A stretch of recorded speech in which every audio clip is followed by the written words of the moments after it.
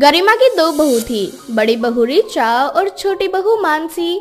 गरिमा की छोटी बहू बहुत ही ज्यादा काली थी, मगर उसके काले लंबे बाल हर किसी को अपने ओर अट्रैक्ट करते थे। तो वहीं दूसरी तरफ गरिमा की बड़ी बहू, जो कि दिखने में सुंदर भी थी और गोरी भी। मगर कहते हैं ना, भगवान हर किसी को परफेक्ट नहीं बनाते। ऋचा के पास बस बाहरी सुंदर थी, ना उसे घर का काम अच्छे से आता था और ना ही बड़ों का सम्मान करना। ऐसे ही एक सुबह, अरे बड़ी बहू, आज शाम को मुझे कहीं जाना है, तो तू मेरी एक साड़ी प्रेस कर देगी? छोटी बहू जरा किसी काम में लगी हुई है, वरना मैं उसे ही बोल देती। माँ जी, आप टेंशन क्यों लेती हो? मैं हूँ ना इस घर की बड़ी बहू, मैं हूँ ही इसीलिए। आप ना बेफिक्र होकर घर का कोई भी काम मुझे दे दिया करो। अच्छा ठीक है, बस ना ये साड़ी अच्छे से प्रेस कर देना। 1 घंटे बाद मुझे निकलना है, बस थोड़ी देर में आती हूँ। आप बिल्कुल टेंशन मत लीजिए, बस 15 मिनट के अंदर आपकी साड़ी प्रेस कर दूंगी। सास के कहने पर ऋचा साड़ी प्रेस करने लगती है। ऋचा का ध्यान फोन में भी था। फोन चलाते चलाते वो साड़ी प्रेस कर रही थी कि अचानक से प्रेस का टेम्परेचर हाई हो जाता है और वो साड़ी जल जाती है। ऋचा बहुत ज्यादा घबरा जाती है कि अब क्या करूँ। हे भगवान, ये क्या हो गया मुझसे? माँ जी तो मुझ पर बहुत चिल्लाएंगी। अरे जा, तू भी ना एक काम भी ठीक से नहीं करती। फोन चलाना जरूरी था क्या? क्या करूँ भगवान जी? अगर माँ जी को पता चल गया तो वो बहुत चिल्लाएंगे। तभी वहाँ ऋचा की सास आ जाती है। ऋचा की सास जली हुई साड़ी भी देख लेती है और ऋचा की बातें भी सुन लेती है। तभी ऋचा पर गुस्सा करते हुए वो बोलती है, सत्यानाश कर दिया ना, इसीलिए डर रही थी मैं तुझे कोई काम दूं या ना दूं। तुझे ना बस साज सिंगार करवा लो, इन सारी चीजों से फुर्सत तो मिलती नहीं है। अरे फोन चलाते चलाते प्रेस कर रही है कपड़े। तेरी जगह अगर ये काम मैंने छोटी बहू को दिया होता तो अब तक वो अच्छे से साड़ी प्रेस करके मुझे दे दी होती। माँ जी, आपको तो मेरे अंदर हमेशा कमी नजर आती है, लेकिन जो कमी आपकी बहू के अंदर है ना, वो कमी कभी आपको दिखाई नहीं देता। आपने कभी अपनी बहू की शक्ल देखी? इतनी ज्यादा काली और बदसूरत है, फिर भी आप उसी से प्यार करती हैं। क्योंकि वो रंग से काली है और तू मन से काली है। जो चीज भगवान ने बना कर दी है ना, उस पे हमारा कोई कंट्रोल नहीं है। जिस चीज पे तेरा कंट्रोल हो सकता है ना, उस पे तो तू कंट्रोल कर नहीं सकती है, जैसे तेरा मन और बुरा व्यवहार। माँ जी, जानते हो मुझसे गलती हो गई, और एक साड़ी भी तो है। अब इतना ज्यादा क्यों बोल रही हैं? वही तो बात है ना बहू, एक तो गलती की तूने, ऊपर से कैंची की तरह तेरी जुबान चल रही है। तभी वहाँ पर मानसी आ जाती है और मानसी अपनी सास से बोलती है, माँ जी जाने दीजिए, जो हो गया सो हो गया, उसे हम तो ठीक नहीं कर सकते ना। आप बिल्कुल भी टेंशन मत लीजिए। मैंने पहले से ही आप 2-3 साड़ी प्रेस करके रख रखी हैं, आप उनमें से कोई भी साड़ी पहन लो। अरे कुछ सीख ले छोटी बहू से, तू एक भी काम ठीक से नहीं करती। अगर तेरी ये सुंदरता इतनी ही काम आएगी ना, तो साड़ी जल नहीं सकती थी। और अगर साड़ी जल गई तेरे सुंदर होने के बाद भी, तो तेरी सुंदरता किसी काम की नहीं है। ऋचा वहाँ से अपने कमरे में चली जाती है। ऐसे ही कुछ दिन बाद मानसी रसोई घर में खाना बना रही थी। तभी उसकी सास उसे आवाज लगाते हुए उससे कहती है, मानसी बहू भूख लग रही है, कब तक खाना बनेगा? बस माँ जी ला रही हूँ। तभी वहाँ पर ऋचा आती है। ऋचा मौका देखकर मानसी द्वारा बनाए गए खाने में थोड़ा बाल डाल देती है। मानसी को बिल्कुल भी पता नहीं चलता कि ऋचा उसके पीठ पीछे क्या कर रही है। जैसे ही मानसी सबको खाना परोसती है, सब लोग खाना खाने लगते हैं। अचानक से कुछ बाल उसकी सास के मुंह में आ जाते हैं, जिससे उसकी सास को बहुत गुस्सा आता है और वो मानसी से बोलती है, ये सब क्या है मानसी बहू? मुझे ना तुझसे ये उम्मीद तो बिल्कुल भी नहीं थी। अरे आज खाने में बाल, ये सब क्या है? माफ करना माँ जी, लेकिन मैं तो हमेशा से अपने बालों को अच्छे से बांधकर सिर पर पल्लू कर ही खाना बनाती हूँ। बाल जाने का तो सवाल ही पैदा नहीं होता। तो तुझे क्या लगता है कि मेरे मुंह में बालों की खेती हो गई है जो बाल निकल रहे हैं? हाँ माँ जी, बिल्कुल सही कह रही है मानसी, तेरे बाल हर जगह बिखरे रहते हैं, कभी यहाँ कभी वहाँ। अरे अगर इतने लंबे बाल संभाले नहीं संभलते तो कटवा देना। वैसे भी मार्केट में बाल बहुत महंगे बिकते हैं, ये बाल कुछ काम आ जाएंगे हमारे। मुझे किसी ने कहा था बीच में बोलने के लिए? अभी मैं जिंदा हूँ मानसी को डांटने के लिए और समझाने के लिए। पहले तू खुद सुधर जा, उसके बाद किसी और को सुधारने की कोशिश कर। और रही बात बाल काटने और बेचने की, तो एक बात ध्यान रखना, मेरी बहू की सुंदरता उसके बालों से है। इतने सुंदर बाल बहुत कम लोगों को ही नसीब होते हैं। तो आइंदा उसके बालों पर ऐसी बुरी नजर डालने से पहले 50 बार सोच लेना। ऋचा मुंह बनाकर अपने कमरे में आ जाती है और ऋचा मन ही मन अब सोचने लगती है, बहुत हो गया, अब जब देखो तब माँ जी मेरी बेइज्जती करती रहती है और इस काली कलूटी लंबे बाल वाली की तारीफ करती रहती है। इसे तो रास्ते से हटाना ही पड़ेगा। ऐसे ही चलता रहा ना तो एक ना एक दिन ये बुढ़िया मुझे घर से बाहर कर इस कल्लो माई के साथ रहने लगेगी। ऐसे ही कुछ दिन यूं ही गुजर जाते हैं। ऐसे ही एक दिन मानसी रसोई में काम कर रही थी, तभी वहाँ पर ऋचा भी आती है और ऋचा मानसी से कहती है, अरे मानसी तुम थक गई होगी, देखो मैंने इस गर्मी में ना मैंगो शेक बनाया, आओ तुम भी पी लो इसे। मानसी ऋचा द्वारा बनाए गए मैंगो शेक पीने लगती है। दरअसल मैंगो शेक में ऋचा ने नींद की गोलियां मिला दी थी। मैंगो शेक पीने के बाद मानसी को नींद आ जाती है और वो अपने कमरे में सो जाती है। तभी ऋचा मौका देखकर मानसी के कमरे में जाती है और मानसी के सारे लंबे बाल काटकर जमीन पर बिखेर देती है। थोड़ी ही देर बाद मानसी की जब आंखें खुलती है तो उसका रो रो कर बहुत बुरा हाल हो जाता है। उसे समझ में नहीं आ रहा था कि आखिर उसके लंबे बालों को किसने काटा। तभी वहाँ पर उसकी सास और ऋचा आती है। वो दोनों उसे समझाते हुए कहती है, मुझे तो ये समझ में नहीं आ रहा कि ऐसी बुरी हरकत किसने करी है, लेकिन याद रखना जिसने भी ये गंदी हरकत की है ना मेरी बहू के साथ, एक दिन भगवान उसके साथ इतना बुरा करेगा कि वो हमेशा अपनी गलती पे पछताता रहेगा। मामा जी आप बिल्कुल सही कह रहे हो, पता नहीं कौन हमारी मानसी से जलता है। ऐसे ही समय बीत जाता है। धीरे धीरे मानसी अपने बालों की और ज्यादा केयर करने लगती है और कहीं ना कहीं उसके बाल फिर से उगना शुरू हो जाते हैं। तो वहीं दूसरी तरफ ऋचा के बाल दिन प्रतिदिन और ज्यादा झड़ने लगते हैं। धीरे धीरे वो गंजी होने लगी थी। ऋचा बहुत ज्यादा दुखी थी और वो यहाँ वहाँ डॉक्टर से अपने बालों को दिखाने लगती है, लेकिन उसके बालों पर कोई भी मेडिसिन या फिर कोई भी घरेलू नुस्खा असर नहीं दिखा रहा था। आखिरकार वो दिन आ ही जाता है जब ऋचा के सारे बाल हट जाते हैं और वो हमेशा के लिए गंजी हो जाती है। वो बहुत बुरी तरह से रोने लगती है। माजी आज मुझे अपने किए पर बहुत पछतावा हो रहा है। ये सब कुछ ना मेरे बुरे कर्मों का नतीजा है। मैंने ना मानसी के बालों को काट दिया था और आज देखो भगवान ने मेरे सिर पर बाल हमेशा हमेशा के लिए हटा दिए। मैं गंजी हो गई माँ जी, मुझे बहुत बुरा लग रहा है। अब क्या कर सकते हैं, कहते हैं ना जब इंसान बदले की भावना में रहता है ना तो उसे कुछ भी समझ में नहीं आता।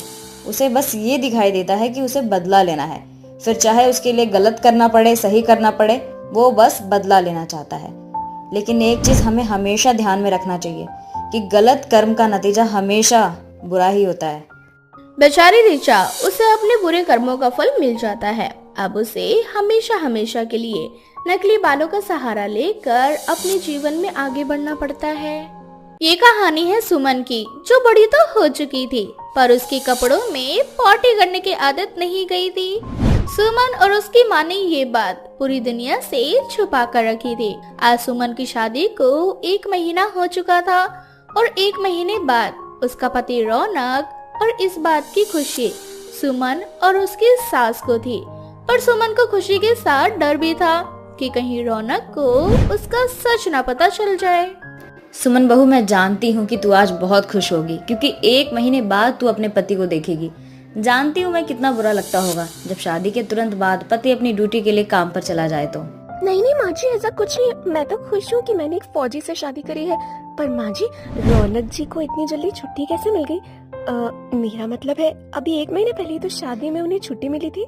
वो इसलिए बहू क्योंकि रौनक की जब से नौकरी लगी है तब से उसने एक बार भी छुट्टी नहीं ली है। उसने पहली बार शादी में 2 महीने की छुट्टी ली थी, पर किसी वजह से ना उसकी छुट्टी भी कैंसिल हो गई थी और शादी के तुरंत बाद उसे जाना पड़ गया था। और बस यही एक कारण है कि फिर से उसे 2 महीने की छुट्टी मिल रही है और इस बार वो 1 महीने बाद वापस आ रहा है। इतना बोलकर ललिता चली जाती है। सुमन खुश थी लेकिन उसे डर था कि कहीं उसकी सच्चाई के बारे में उसके पति को पता न चल जाए। क्या करूं?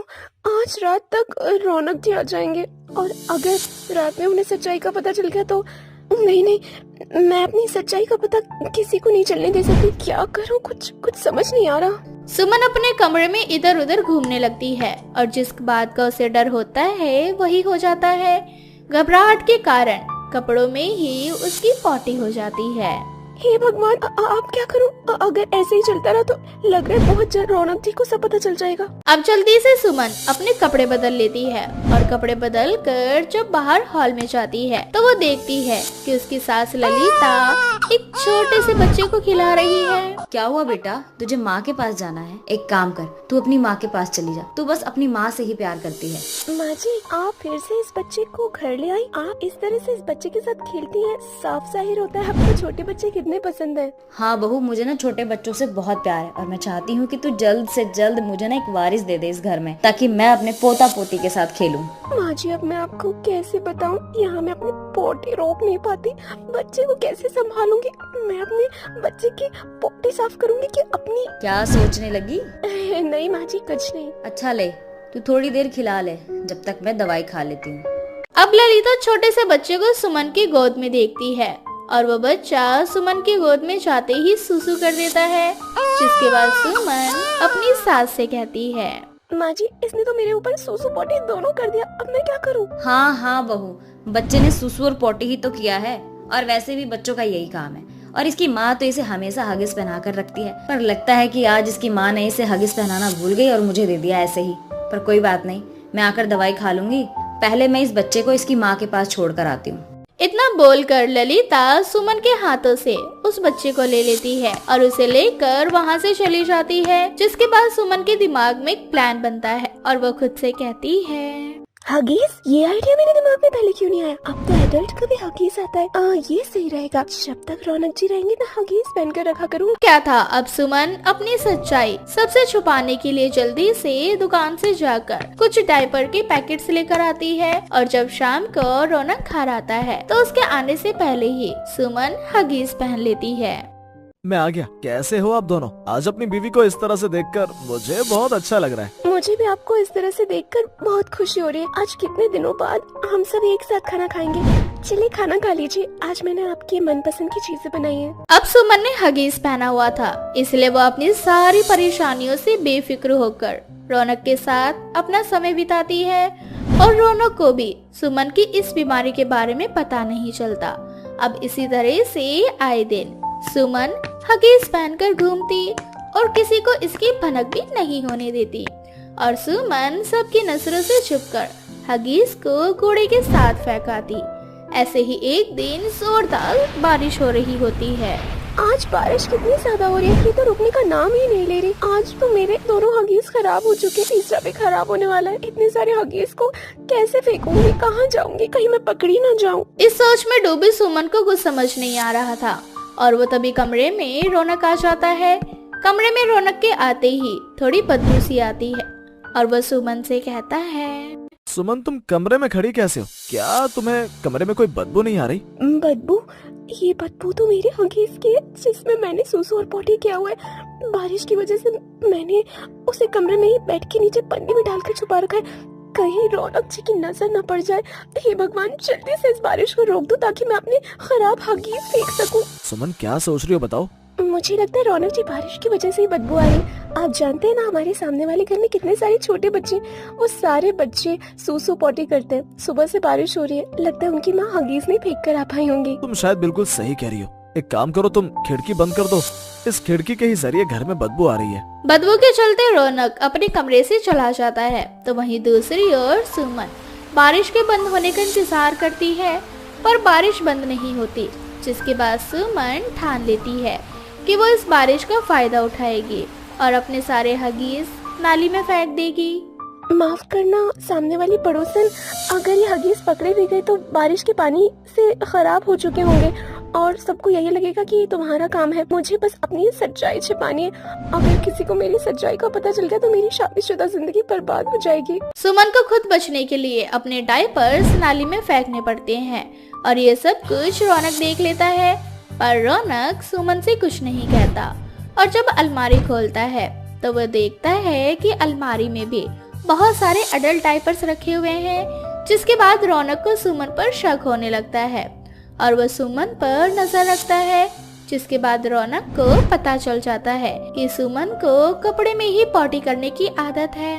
सुमन, तुमने मुझे क्यों नहीं बताया कि तुम्हें कपड़ों में ही पॉटी हो जाती है? ये आप क्या कह रहे हैं रौनक जी? मैं बड़ी हो चुकी हूँ, मैं घर की बहू हूँ, भला मैं कपड़ों में इस तरह की हरकत क्यों करूँगी? झूठ बोलना बंद करो। मैं एक फौजी हूँ और फौजी की नजरों से कोई नहीं बच पाता। मैं सब जान चुका हूँ, इसलिए तुम मुझे सच बता दो ताकि मैं तुम्हारा इलाज करवा सकूँ। रौनक की बात सुनकर सुमन सारा सच रौनक को बता देती है और रौनक सुमन का साथ देता है और उसका इलाज करवाता है।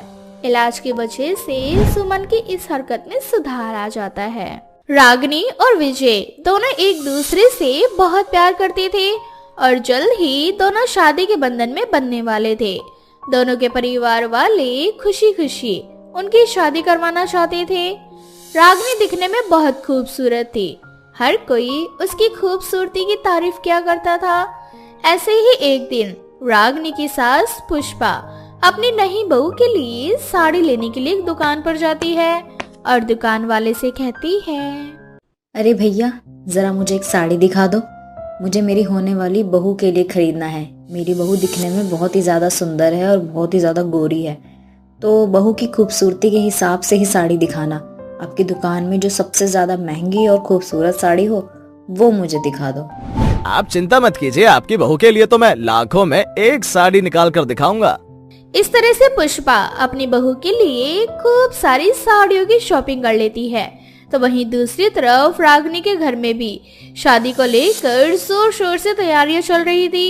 रागिनी अपनी माँ से कहती है, मैं जरा पार्लर जा रही हूँ, आज मेरा फेशियल है तो आने में थोड़ा समय लग जाएगा। बेटा शादी का दिन नजदीक आ रहा है और ऐसे में तुझे बार बार आना जाना बिल्कुल भी सही नहीं है। अगर थोड़े पैसे एक्स्ट्रा ही लग रहे हैं तो यही सही कि पार्लर वाली को तू घर पे बुला ले, जो भी तुझे करवाना है करवा ले, लेकिन तेरा बाहर आना जाना बिल्कुल भी सही नहीं है। नजर लगती है ऐसे में दूल्हा दुल्हन को बहुत ज्यादा। माँ अब आप पता नहीं कौन से ख्यालों में खो रही, आजकल के समय में ऐसी बातें कौन करता है? तुम आजकल के बच्चे हर चीज को मजाक में ले लेते हो, बात को समझने की कोशिश नहीं कर रहे हो। जो मैं कह रही हूँ उसे बस मान ले। कुछ दिन की मेहमान है तू इस घर में, कम से कम जाते जाते तो अपनी माँ को उदास मत कर। अच्छा ठीक है, लेकिन आज जो मैंने अपॉइंटमेंट ले रखी है पार्लर में वो तो जाके पूरी कराओ, उसके बाद आगे का जो भी ट्रीटमेंट है वो मैं घर पर करवा लूंगी। अब तो खुश हो ना आप? तू दिखने में वैसे इतनी ज्यादा सुंदर है, तुझे और क्या जरूरत है सब करवाने की? मुझे अपने आप को पैम्पर करना बहुत अच्छा लगता है माँ, और मैं ना शादी में सबसे सुंदर नजर आना चाहती हूँ। इस तरह से रागिनी पार्लर की ओर चली जाती है। रागिनी अपने फेस पर ना जाने कितने सारे केमिकल ट्रीटमेंट करवाती है और ट्रीटमेंट के दौरान शॉर्ट सर्किट होने की वजह से रागिनी का चेहरा जल जाता है। उसे पास के ही अस्पताल में एडमिट कराया जाता है। रागिनी का थोड़ा सा चेहरा शॉर्ट सर्किट होने की वजह से झुलस गया था। थोड़ी देर बाद जब रागिनी को होश आता है तो वो बहुत रो रही होती है। रोते रोते अपनी माँ से कहती है, माँ मैं तुझे से बहुत प्यार करती हूँ और मैं उसे खोना नहीं चाहती। मैं नहीं चाहती कि मेरे इस चेहरे के कारण मेरा रिश्ता टूटे। इसलिए माँ आप मुझसे वादा करो कि आप ये बात मेरे ससुराल वालों को, यहाँ तक कि विजय को भी नहीं बताओगी। तू चिंता मत कर, ये बात मैं किसी को नहीं बताऊंगी। बाकी ये जख्म भरने में थोड़ा टाइम लगेगा। मुझे नहीं पता, अब कैसे भी कोई बहाना लगाकर मुझे शादी के बाद ससुराल में जाने देना। बेटी की खुशी के आगे रागिनी की माँ को झुकना ही पड़ता है और वो अपने समधन को फोन करके कहती है, देखिए समधन जी आपसे एक जरूरी बात करनी थी, अगर आप बुरा न माने तो एक बात बोलूं? अरे बोलिए बहन जी, इसमें इतना सोचने वाली क्या बात है, अब तो हम रिश्तेदार हैं।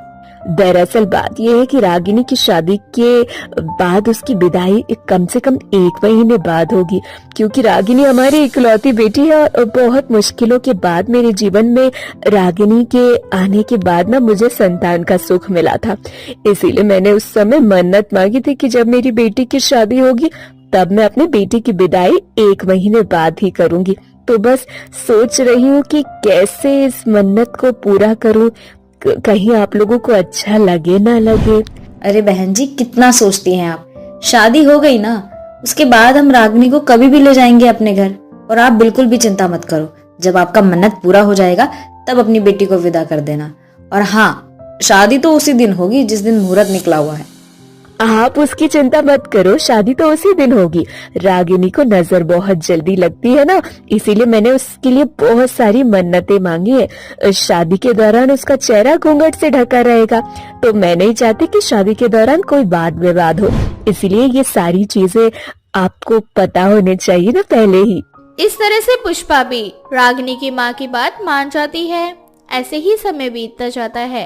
धीरे धीरे रागिनी और विजय की शादी का दिन नजदीक आ जाता है। बड़े ही धूमधाम से पूरी शादी में रागिनी का चेहरा घूंघट से ढका हुआ था और इसी तरह से रागिनी और विजय की शादी हो जाती है। शादी के बाद रागिनी की विदाई नहीं होती। रागिनी कुछ समय तक अपने मायके में ही रहती है। जब उसका जख्म थोड़ा सा कम हो जाता है तब वो अपने ससुराल जाने के लिए तैयार होती है, लेकिन चेहरे पर जलने का दाग तो अभी भी था। रागिनी उस दाग को मेकअप से ढक लिया करती थी। ऐसे ही अपने ससुराल जाती है, जहाँ सभी लोग उसका बड़े ही जोर शोर से स्वागत करते हैं। आखिर इतने दिनों के बाद हमारे घर में हमारी लक्ष्मी आ ही गई। आज हम अपनी लक्ष्मी का बहुत अच्छे से स्वागत करेंगे। जरा दूध लेकर आओ। आज दूध से मैं अपनी लक्ष्मी को नहलाकर उसका साज श्रृंगार करूंगी। ये सुनकर रागिनी घबरा जाती है, क्योंकि उसने अपना जला हुआ चेहरा मेकअप से ढका हुआ था और अगर किसी को ये बात पता चल जाती कि रागिनी का चेहरा जला हुआ है और उसे सबसे इतना बड़ा झूठ बोला है तो शायद सभी लोग उसे घर से निकाल देते।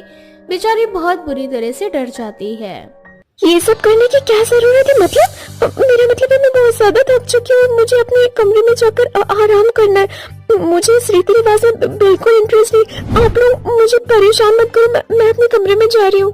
रागिनी का ऐसा रवैया देखकर विजय और उसकी माँ दोनों हैरान हो जाते हैं कि आखिर रागिनी को क्या हो गया है, क्योंकि आज से पहले रागिनी ने कभी इस तरह से बात नहीं की थी। ऐसे ही कुछ दिन बीत जाते हैं। अब रागिनी अकेले खुद को एक कमरे में बंद कर लेती है। लोगों से बातचीत करना भी बंद कर देती है। ये सब देखकर पुष्पा और विजय को कुछ भी समझ नहीं आ रहा था कि आखिर ऐसा क्या हो गया है जिस कारण रागिनी खुद को सबसे दूर रखने लग गई है। ऐसे ही एक दिन रागिनी कमरे में बैठकर खुद को आईने के सामने निहारते हुए कहती है, इसी खूबसूरत चेहरे को देखकर सब लोग मुझसे प्यार करते थे और जब लोगों को पता चलेगा कि ये खूबसूरत चेहरा पहले जैसा नहीं रहा तो लोगों का प्यार भी मेरे लिए बदल जाएगा। क्या जीवन में खूबसूरती ही सबसे बड़ी सुंदरता होती है? अगर सुंदरता की पहचान गोरे रंग से है और चेहरे से है तो मैं अब सुंदर नहीं हूँ, बहुत बदसूरत हो चुकी हूँ। अब कोई मुझसे प्यार नहीं करेगा। ऐसा जीवन जीने से बेहतर है कि मैं मर ही जाऊँ, क्योंकि जब मैं खुद को स्वीकार नहीं कर पा रही तो लोगों से क्या ही उम्मीद करूंगी। रागिनी की सारी बात पुष्पा और विजय सुन लेते हैं। वो दोनों उसके पास आते हैं। रागिनी बहुत ज्यादा डर जाती है, क्योंकि उस समय रागिनी अपने असली चेहरे के साथ थी। तभी पुष्पा रागिनी से कहती है, रागिनी बेटा, मैंने तुझे बहू नहीं बल्कि बेटी माना है और सच बताऊं, ये हादसा किसी के भी साथ हो सकता है। आज तेरे साथ हुआ है, कल मेरे साथ भी हो सकता है। चेहरा जल जाने से किसी की खूबसूरती कम नहीं हो जाती। तेरा मन और दिल अभी भी वही है। तू हमारे लिए अभी भी वही रागिनी है। इस तरह से पुष्पा रागिनी को गले से लगा लेती है, जिसके बाद रागिनी अब अपने उसी चेहरे के साथ हंसी खुशी अपने परिवार के साथ आगे बढ़ती है।